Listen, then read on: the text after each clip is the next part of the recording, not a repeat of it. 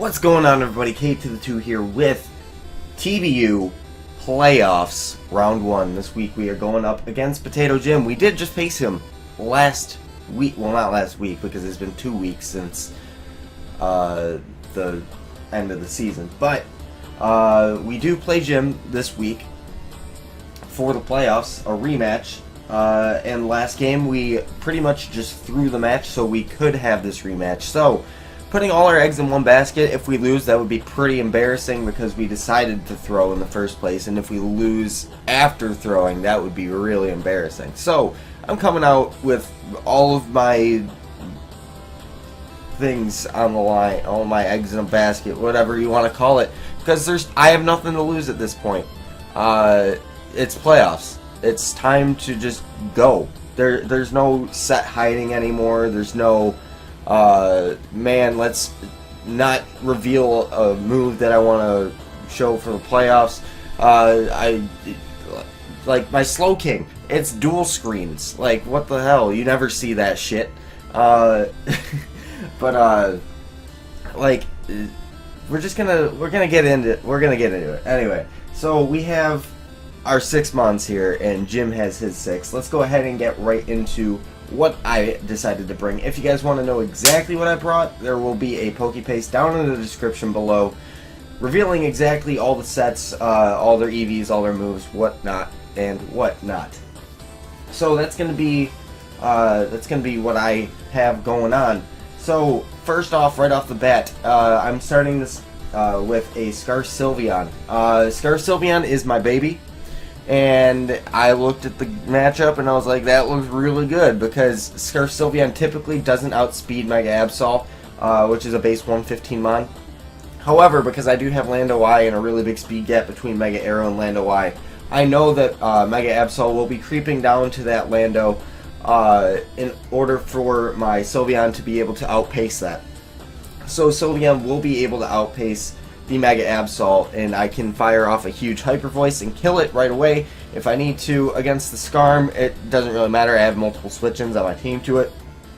Against the Alolan Ninetales, it gets to it KO'd, and it can't really do too much back because Sylveon has a really high special defense stat.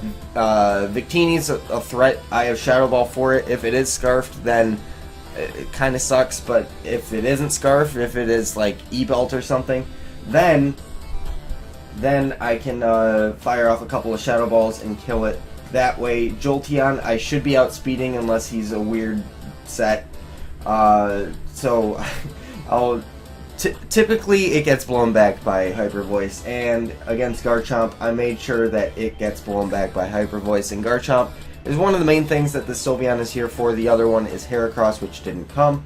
So that's going to be Scarf Sylveon. I have Shadow Ball and Psyshock. Psyshock is on there for the Rose Raid that Jim decided to not bring this game. And last move on it is going to be Baton Pass. I had to decide between Wish and Baton Pass.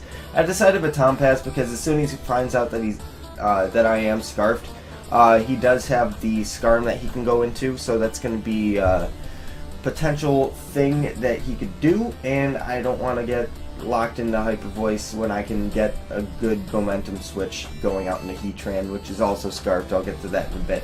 Next up we have Landorus Incarnate, and I just looked at this and I was like, Life Orb, Gravity, Earth Power, runs through him.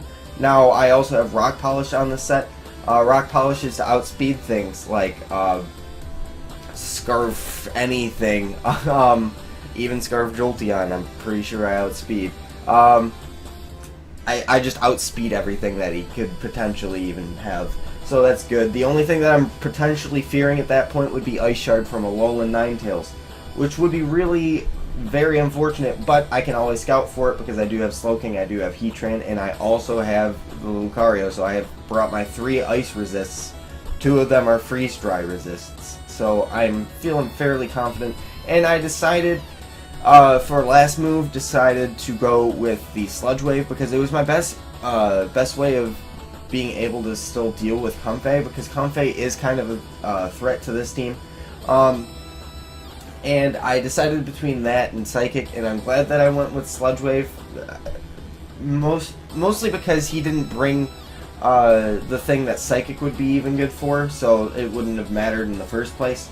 I was deciding between Psychic and Sludge Wave, so I decided Sludge Wave because it felt better with his double fairies, and he didn't end up bringing the Psychic weakness Pokemon, which is Heracross, which would have been able to resist the Earth Power, and I would have been able to pull that back. But it's not going to end up mattering. Everything dies pretty much to Earth Power when Gravity is up, so that's something that I'm really looking forward to. So that's going to be Landorus. Next up we have Banded Lucario.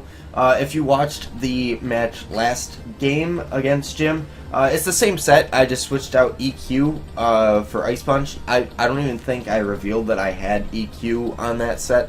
It's just, this is the Lucario that I decided to go with. And it's CC, Bullet Punch, E-Speed, and Ice Punch. Ice Punch is there for a Garchomp switching if it decides it wants to do that, and I decided that I want to predict that. So that's a potential thing that could happen. Banded, CC, 2 KOs, Skarmory, which is really dumb, and it shouldn't happen, but it does. And he has no switch. Well, he has a switch into it as well, besides Skarm. And that's Victini, because Victini can potentially force me out. But getting massive damage on that Victini, especially if I get Rocks up, would be crucial. And speaking of Rocks, we'll move on to Heatran. I am Scarf, Rocks, Heatran. I decided, look, he has like almost no switch-ins to this on his team, and I can get up Rocks and force switches and shit. So I'm going to do that. If I go for Rocks the first time, he probably won't know that I'm Scarf, so I can still hide the fact that I am Scarfed. So that's something that I'm trying to do with the Heatran. I didn't bring anything to touch a Victini on this set because I did decide to run Rocks, but I felt comfortable if I had the Rocks and if I had Mega Arrow in the back, Landorus that speeds it, Lucario, which can E-speed it, Victini, which can potentially live anything that isn't V-Create, and also Slowking that can live anything and fire off a Skull. So I felt comfortable against Victini anyway. With everything that wasn't Heatran, and I decided to run Hidden Power Ice on this Heatran just to make sure that I killed the Garchomp. Flamethrower because I don't want to miss Fire Blast, and I don't need the extra power from Fire Blast. It would be nice against like a Mega Absol in order to like kill it, so it doesn't kill me with the superpower. But that is hindsight, and also it's not really hindsight because I brought that into the forefront in my mind. And I was like, this could be a thing that happens, and I'm like, let's not risk that, let's just run Flamethrower. So that's exactly what happened with the Heatran. It's not hindsight, it was me being cautious. Next up we have our Dual Screen Slowking. No Slack Off, it's just Dual Screens Light Clay, Scald, and Ice Beam. Now, this is something that you can't get normally before the Gen 1 transfers were a thing. Now, let me explain. There were a couple of things that I found out in research before this game, and that was Slowking can be, well, of course, Slowpoke in Gen 1 can learn Reflect, which it doesn't get anywhere else. So if you're able to transfer that, you get Regenerator and you get Reflect on your Slowbros and your Slowkings. That's awesome. Another thing that I found out, not really essential to this game, but if you guys ever draft Slowbro or Slowking, Slowpoke also gets Counter from Gen 1, so you can now run Counter plus Regenerator, which before you had to run Counter with Oblivious in order to do the thing, to actually use Counter, because Gen 3 was the only place where you could get Counter, and that was before hidden abilities were around. Because of the Gen 1 transfer, it only has Regenerator, so that's like really cool. So I'm running dual screens on the Slowking, and I'm running Scald plus Ice Beam because that just does a lot, and I'm going to rely on Regenerator in order to keep Slowking healthy. And lastly, we have a Mega Aerodactyl, which is speed creeping a Mega Absol with Wing Attack, EQ, Ice Fang, and Roost. And it is an Adamant Nature, no attack investment, with max HP, the amount in speed that I previously said, and the rest dumped into Spadef. Now, why Spadef? It's because I felt that his coverage on his Victini, in order to try to hit Aerodactyl, would be special. If he tries to hit me with Jolteon, I can potentially live a hit and get off a Roost. Same with Alolan Ninetales. So I just felt pretty comfortable throwing it into Spadef rather than defense. And I was fat enough to take on Mega Absol as it was. So that's going to be the team. Let's go ahead and hop right into the match. I decided to lead off with the Heatran just to try and get up rocks because he might have decided to lead with the Skarmory. So that's going to be what I decided to do. I'm just going to lead Heatran, potentially get up my rocks, and he's going to lead off with the Absol. I'm going to put this on normal speed. So right off the bat, I don't want to stay in here, and I know my Aerodactyl, even before the Mega, can take a Superpower, and then after the Mega plus the attack drop, it can take a Sucker Punch from this, and 100% kill with Wing Attack because I am adamant. So that's exactly what's going to play out here, and he's lost his Mega Absol, which means I can freely get up my rocks whenever I want to now. Now, right here, for the next couple turns, I am going to Roost. Now, of course, this is kind of me asking for a crit to happen, and as you're going to see on the following turn, he is going to end up getting a crit. Now, let me explain exactly why I decided to stay in and go for the Roosts as he was going for Iron. Now, on the first one, I just decided, look, he might go for rocks. That was the main thing in the back of my mind. If he goes for rocks, that could be a potential downer, of course. Because if I switch out of Mega Arrow, it dies. I can't use it again later on. And after Iron Head had only done 48% on the first roll, I felt comfortable trying to stay in order to Roost back up to full. Or not back up to full, but at least above 25%, if that was at all possible. Because maybe he just got a high roll on that 48. But after the next Roost and the next Iron Head, it did 51%. So I knew, look, I need to just risk 50-50s at this point. Jim was not for that. He just wanted to stay in and Roost, and as I Roost, go for Iron Heads. So that was pretty unfortunate. That the Skarm didn't end up going for rocks, and I didn't get free health on Mega Arrow, but it's not the biggest deal in the world because I still have the tools and the tools to be able. There we go. The tools to be able to win this game. So that's pretty much what I'm playing for at this point. Is just now I just gotta pressure Skarmory, and as soon as pressure is put on the Skarm, things like Lando and like Scarf Sylveon can win this game, as well as just weakening things for Lucario to actually win. So losing Mega Arrow isn't the biggest deal, it's just kind of sad that I lost it to a crit. So that's going to be the end of Mega Arrow. So right now I am going to come in with my Heatran, and this is exactly what I was talking about pregame, is forcing switches, getting up rocks. So that's exactly what's going to happen, and right here I'm going to scout for the U-turn or for the Hidden Power Ground, and it does reveal to be Hidden Power Ground. So that's exactly what's going to happen, and he shows that he's Life Orb, so that's pretty cool. So I'm going to go back into Heatran expecting a Fire move. That's exactly what happens, and I'm going to go over to my Slowking because I know he's not going to go for U-turn this time. And this is just going to get a little bit more damage on that Victini. So right here, I am going to go for my screen as he goes into his Skarmory. He decided that this was a good time to potentially get off a Defog and get rid of those rocks. So I'm going to go back into my Heatran, and I decided to make a pretty safe play here. Looking back on it, it was kind of a 50-50 whether or not he'd go into Victini or Garchomp. I just decided to click the safe move and go for Flamethrower. I was 50-50 on the fence of going for Flamethrower or going for the Hidden Power Ice. There's no way he would have known that Victini... we're going to pause it right here. There was no way that he knew that my Heatran couldn't touch his Victini, so it was in his mind, he felt safest play was going into Garchomp, and I knew that, so... it was between Flamethrower and Hidden Power Ice, mostly leaning towards Flamethrower, and that is what I decided to go for. If I went for the HP Ice, it would have knocked out the Garchomp, and if it didn't, like if it happened to be a Yachi Berry or just a really bulky Garchomp, it would have lived, but at least it would have been forced out on the following turn and I could act accordingly. Instead, I went for the Flamethrower. I didn't get a burn, which, like, you asking for a burn is kind of, you know, not the best way to play. But he is going to be able to get in with his Garchomp, and he is going to be able to Sword Stance up. Now, I was debating before the beginning of turn 14, as you're already seeing the result of it, going hard in my Landorus in order to take the Tectonic Rage. However, I felt that that didn't get me really too much, especially because he was at +2. He could do massive damage to Landorus with an Iron Head, or potentially knock out my Sylveon if I decided to go into that, predicting a Dragon move.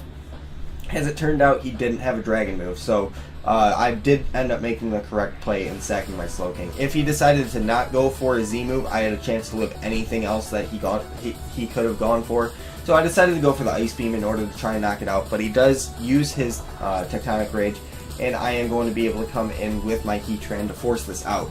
I could have gone into Sylveon, of course, in order to try and kill it with Scarf Hyper Voice, but I still wanted to keep that a secret in the back because I could use that to my advantage later on. So right here, I'm going to go back into Sylveon as he's going to make a double out into his Jolteon here. I was surprised to see that, but he is going to be able to get in with his Jolteon, which happens to be Flame Orb. So good thing I didn't decide to creep with my Mega Arrow to Jolteon, because it would have been able to outspeed it anyway. I just decided to outspeed the Absol, so I won in that essence of the prep, which is nice. And he's going to be able to outspeed the Sylveon as well because of that, and I am able to hide the fact that I am Scarfed, which is going to work out very well in my favor right here, as I'm going to Hyper Voice. Is going to do a hell of a lot of damage, almost 2/3 to this Ninetales, and I'm going to be able to outspeed on the following turn and knock it out. So obviously he would think, oh, I can get up my Aurora Veil here before he knocks me out, but because I was Scarfed, I was able to keep that a secret until I revealed it right now, and that's going to work out in my favor, because now he can only really go into Victini. Well, he can't be going into his Garchomp, pretty much, is what I'm saying. Which is the biggest threat to my team at this point. Everything else outspeeds the Victini, and he doesn't know what my coverage is on Heatran, so I could still potentially force that out. Lucario, huge threat if Scarm comes in. I can just go hard into Lucario, quick close combat, something will end up potentially going down. Victini probably not, because it is still somewhat bulky. And I don't have rocks up, so that's a big coup against that. But he is going to go into just Jolteon here, and I'm going to just play around the very simple Jolteon, because Jolteon's a really bad mon and it doesn't get any coverage. So I'm going to go into the Landorus as it goes for T-Volt. I'm going to go into Heatran as it goes for Hidden Power Ice. And I'm going to go back into Landorus as it goes for another electric move, either T-Volt or Volt Switch. And as you can see, the Jolteon's taking more damage from Flame Orb and Hail than it is like actually dishing out, which is hilarious. So right here I am going to double once again into my Lucario, and I'm just going to go for Adamant Banded CC against this Skarmory. And as you're going to see, it's a 62. That's insane damage, and he's going to go for the taunt because he didn't want me setting up too much, is what he said. Because I would have been able to set up to +2 and knock something out 100% if I did end up doing that. And right here, I decided to pull a double into Heatran because I did expect him to go into Victini to take it and force out my Lucario. So getting in with the Heatran can force him to go for a different move or potentially switch out because he does know that I'm Scarfed. But he decided to actually stay in here and go for an Iron Head, which not sure how I felt about that play, because if he did lose his Skarmory, he just opened up the door for Lucario in order to sweep up his team with E-Speed. All I needed was a little bit of chip damage against everything. If I bring in the Sylveon, I just go for Shadow Ball, and that puts Garchomp in range, it puts Victini in range, and it puts Jolteon near death. So that's why I decided to go Heatran, but he decided to stay in an Iron Head instead of saving his Skarmory. So I'm just going to take this as a point to where I'm just going to go into Landorus and be like, hey, I'm going to set up now, and there's nothing you can do about this. And really, what makes me get away with it is the fact that I know his full moveset. I know he has Roost, Iron Head, Taunt. Where was the other move? Please help. Please help. Oh god. I forget what his last move was. I'm pretty sure he clicked it though. But he doesn't have Whirlwind, I'm fairly certain. If he went for the taunt right here, it would prevent me from being able to do damage against the Skarmory, but there's no way that he would have known that I was a Rock Polish and Gravity set, and there was no way he could stop me from going for the Gravity in order to kill the Skarm. So what he's trying to do is just put me in range to die to anything else, but it turns out that I was Rock Polished. I'm able to get off the Gravity, and the only chance that he has now is critting the next Iron Head. So I'm going to go for Earth Power. It's going to take the Skarm down to its sturdy. Iron Head comes out, and it doesn't crit, so that's pretty awesome.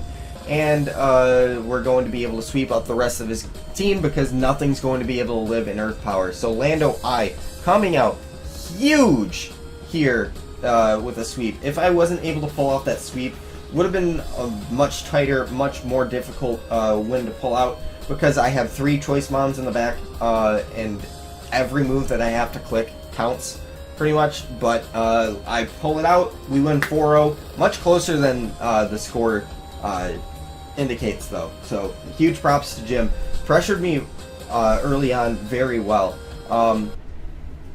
and I was able to pull this one out of nowhere pretty much. But I'm going to say good game to you, Jim, and we are looking to move on next week playing the Redithin YT. And if you remember, we played against him in week 3, and we only lost because we missed an Ice Fang. So that was the difference between us actually playing this game and us having the first round bye and potentially playing either Jim or Ethan anyway in the semifinals, but we're going to be in the semifinals anyway. So nothing even really to worry about there. Thing is, his team is a little bit changed up, so it's not going to be the exact same matchup. My team also kind of changed up because I do have a Shuckle now on the bench, which could potentially come and set up webs, which would be a huge issue for Ethan's team. So he needs to really look out if I am going to bring that off the bench or not. Who knows? So yeah, like webs, huge coup against his team. On top of that, he ended up dropping Entei and Mesprit for Reuniclus and Chandelure, so his team is even better than it already was, and it already, I felt, was better than my team at least. Having Megalop, Dragonite, Scizor is just insane. And adding something like Reuniclus, adding something like Chandelure, just insanely strong special attackers. That's going to be really hard for me to deal with. So that's gonna be it. Thank you guys so much for watching, and I will see you guys next time.